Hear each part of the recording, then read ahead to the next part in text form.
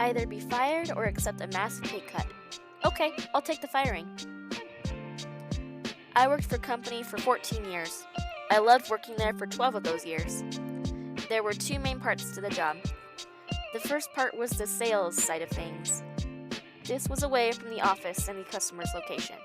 This involved quite a bit of driving, and on a couple of occasions flying abroad, to work face-to-face with the customers to deliver a high-quality product. We weren't the cheapest, but we were the superior product. And I was the best employee when it came to delivering the product. I consistently got rave reviews from customers for my personal style when it came to delivering the product and executing the customer's vision. I got a huge amount of repeat business, and I got a lot of new business through word of mouth, with customers recommending the company based on their experiences with me. The second part was the office side. This was my weaker side.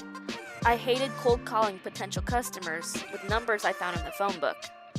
When it came to answering the phone and speaking to potential customers who initiated contact with us, I was fine, but I wasn't great at making the calls.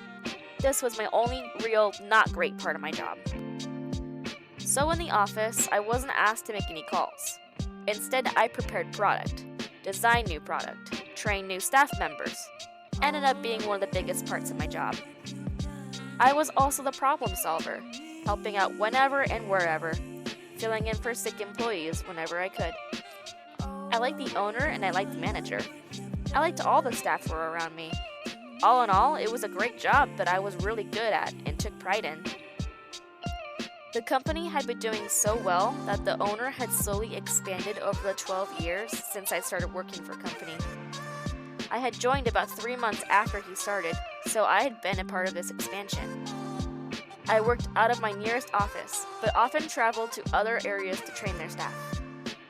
I was loaned out, as it were, to other companies to help train their staff. At one point, I was a guest lecturer at a university teaching medical students how to deliver complicated explanations to people who don't have the base knowledge that you yourself do.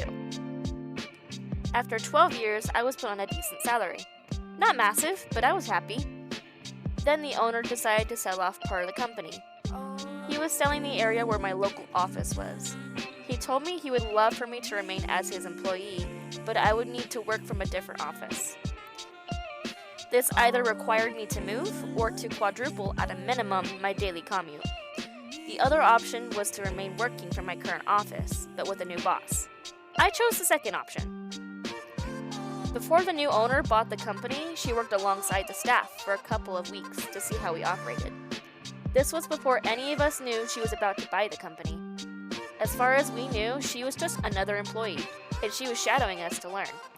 She came with me on assignments in the field and saw my abilities.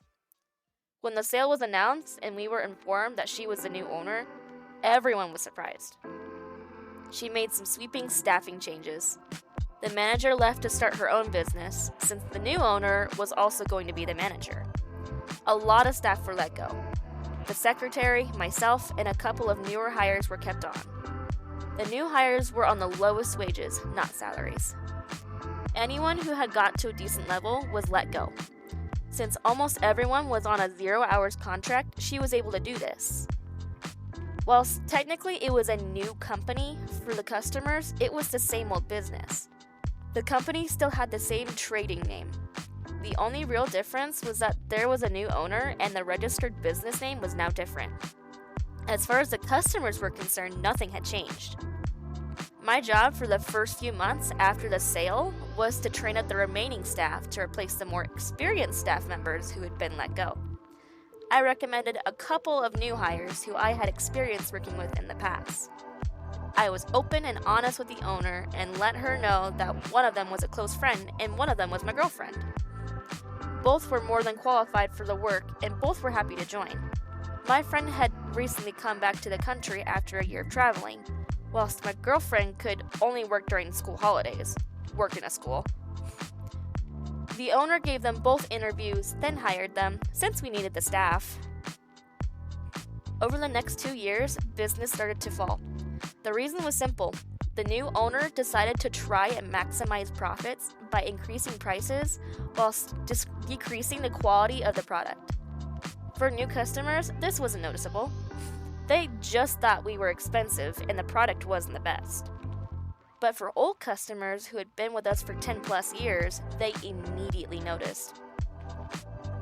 They were being charged more and were receiving less/worse quality. So the owner doubled down and increased prices again. 95% of our customers had left us. New customers almost never became repeat customers. Complaints skyrocketed. Whilst all this was going on, our staff turnover rate was ridiculous. People left after a few months when they realized that the minimum wage that they were being paid wasn't worth it. Under the old owner, the average hourly wage for new employees was around 2.5 times the minimum wage. This made people care about their jobs and want to keep them. My girlfriend quit. My friend remained, but was looking for something new. Then I got a phone call. The owner needed me to come to the office. This was unexpected. I had just finished working on location with the customer. My next customer was in 2.5 hours. It was a half-hour drive away. The office was about an hour and 10 minutes away from both locations. If I drove back to the office, I would have about 5 minutes in the office before leaving. My mileage was paid above my regular salary, so I was saving the company money by doing this. Also, parking was a nightmare around the second location, so I intended to get there as early as possible to find parking, then read a book. The manager didn't care. She needed me to return to the office, so I did. I arrived back to be handed a letter by the owner. It was informing me of a disciplinary meeting to take place in a couple of days' time. I could bring a witness along if I so desired. This knocked me for 6. I was the best employee. I read through her list of complaints about my performance and started working on my defense. At the meeting, I declined to have a witness. Instead, I decided to record the audio of the entire meeting on my phone without informing her. Where I live, this is legal, and I didn't need consent. The boss's witness was her friend, who she had met at yoga and hired for an office role, firing the secretary who had been there long before the takeover. Every point she raised, I could counter. They ranged from the week. You were unavailable to work for a week in August. I booked a week's holiday so I could attend my cousin's wedding on the other side of the country and turn it into a holiday. To the pathetic. You were late for work on the 12th of May. Is that the day that my car broke down and I called the office to let you know? I don't know. I do. Here's the receipt from the garage dated May 12th. To the downright lies. This one I can't write as a quote. Basically, she accused me of a gross misconduct for breaking health and safety laws in the way I was delivering a product for a customer. I hadn't broken health and safety laws. I knew exactly what I was doing since, as I've mentioned already, I had been doing this for 14 years at this point. She had witnessed me do this on multiple occasions and had never mentioned it before. Because it wasn't an issue. She even had me train staff in this specific delivery method. Because it wasn't an issue. She finished her list by telling me that she doesn't want to lose me, but she can't justify keeping such a poor employee at my current salary. I had 2 choices. I could either sign a 0-hours contract and work for minimum wage, or she could fire me with 2 weeks' notice. I countered that she would have to give me 12 weeks' notice, since my contract guaranteed me 1 week's notice for every year of employment up to a maximum of 12. She argued that I had only been her employee for 2 years, since before then I worked for the previous owner. I informed her that with how the business takeover had run, it counts as continuous employment. I quoted the exact law and code that backed me up. She asked for a 30-minute break in the meeting to let me think about her offer. She went to call her lawyer. When she came back, she informed me that since she was firing me for gross misconduct, she didn't have to give me any notice at all. If I wanted to remain and move to the 0-hours contract, I could do that today. But if I didn't, then she would have to fire me. But since she was nice, she could give me 2 weeks' notice. I asked for a couple of hours to go home and think about this. She allowed this. I knew the reason she wanted me to remain for at least 2 weeks was because one of our few remaining bigger customers were set to have a product delivery from me in that time. They would only work with me. The owner had tried sending other staff in my place on several occasions, and each time there had been problems. It wasn't the staff's fault. It was just a very difficult delivery for a very specific customer which needed to be perfect. As a result, this customer would only deal with me. I called the office and spoke to the owner. I declined the offer of a 0 hours contract and said I would be leaving. She then said she was giving me my 2 weeks notice. I declined her offer of 2 weeks notice. I informed her that if I was being fired for gross misconduct, then surely I couldn't be relied upon to safely deliver the product. Therefore, it would be best for everyone involved if I didn't return to work. She panicked and said that she needed me for those 2 weeks. I feigned ignorance and let her know that I was just thinking about what's best for the company. After all, you can't have unsafe staff delivering your product to your customers. However, if she wanted to rethink the gross misconduct accusation, then I could work my 12 weeks notice. Those were her options, 0 weeks or 12. She chose 12. For those 12 weeks, I worked the same way I had for 14 years. I didn't coast. I didn't slack. I didn't badmouth the company on my way out. I continued to train new staff. I continued to deliver the product in my own personal, exceptional way. I also got in touch with a lawyer who was a specialist in employment law.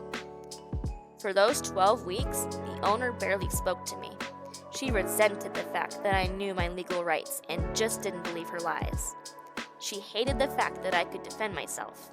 She was petty. She accidentally dropped my mug in the kitchen, breaking it.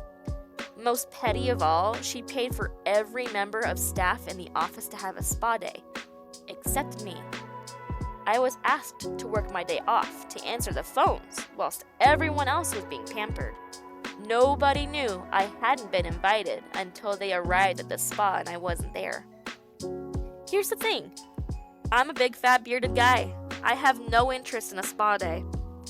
If she had offered it to me, I would have thanked her and declined the kind offer. But by pointedly excluding me, she was making herself look terrible. For the last 2 weeks, I was training up my friend to basically take over from me. At the end of the 12 weeks, my final day came around. The owner had nothing planned.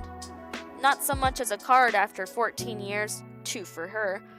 The office assistant manager, who had become a friend, had got me some presents, but had to give them to me once the boss was gone, for fear of reprisals. The day after my final day, 2 things happened. The first was my friend who I had been training up to replace me quitting. He was on a 0 hours contract, so required no notice. He was unhappy with her treatment of me, and was unhappy that she expected him to do my previously salaried job for minimum wage. He hadn't informed me of his plans to leave, and I had only learned of it when he knocked on my door in the middle of the day when he should have been at work to let me know. The second was the owner received a letter informing her that I was bringing legal proceedings against her for unfair dismissal. I had arranged this with my lawyer to be delivered the day after my final day. According to the office assistant, she went pale and started crying before leaving the office to call her lawyer. She refuted my claims for unfair dismissal, said it was gross misconduct, tried to come up with some more reasons for firing me. But the truth was that the company was making less money because of her business practices, and I was the highest and only salary. I had evidence that I was a great employee. I had evidence that she had asked me to move to a 0 hours contract. She initially tried to deny this, since the gross misconduct fabrication makes no sense if she wanted me to stay. But once my lawyer provided hers with a transcript of the entire meeting along with a copy of the recording, she knew that she was screwed. Still, she let the case drag on for over a year. I think she hoped that the legal fees would lead me to dropping the case.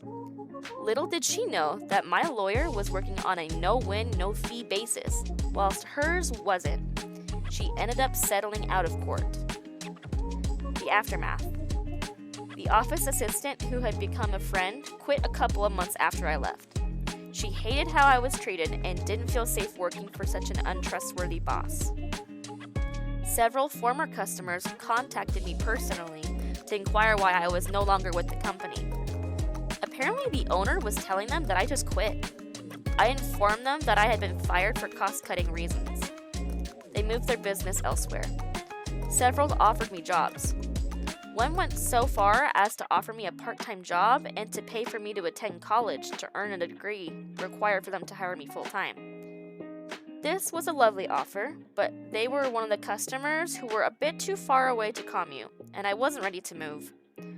In the end, I found a new job in a different industry where a lot of my skills transferred over. Currently earning more than I was, working less hours, and for better owners. The business is floundering. COVID left the new owner desperate for cash. She canceled orders but refused to refund customers' money, citing an act of God clause in the contracts. The business's Facebook and Google reviews have tanked. Most staff left. The business is still afloat, but barely. TLDR, owner fired me as a cost-cutting measure. I sued and they ended up settling out of court, whilst the person they planned to replace me with quit.